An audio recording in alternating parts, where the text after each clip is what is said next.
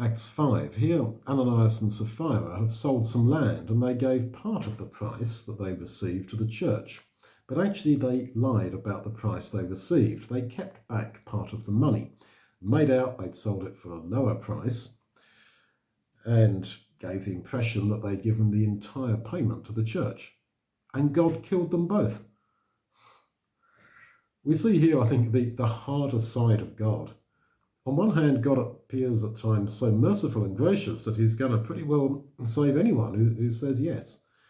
But there are a few incidents scattered throughout the Bible where God reminds us of his moral principles and the reality of sin. Now, we could argue that Ananias and Sapphira had no need to sell that land and give it to God. It was no sin if they kept it. And I suppose the amount of money that they, as it were, concealed wasn't very large. Otherwise, this story wouldn't have been very credible. But God hates pride. He hates especially spiritual pride, whereby someone makes themselves out to be more righteous than they are. He hates people doing things for him which are really done to feed the pride and image of the person doing it. It's a sober warning.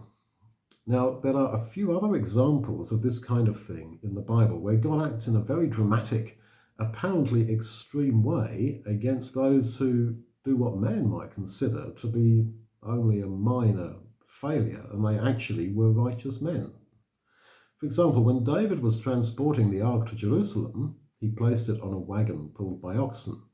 The oxen stumbled, the ark slid off the wagon. A man called Uzziah put out his hand to steady the ark, to stop the ark crashing to the ground. You thought, well, that's a good thing.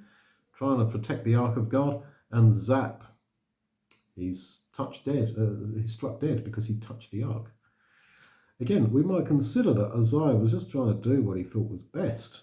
Although it was imperfect, he did at least something for God. And you could say with Ananias and Sapphira, well, they did something for God, but God killed them.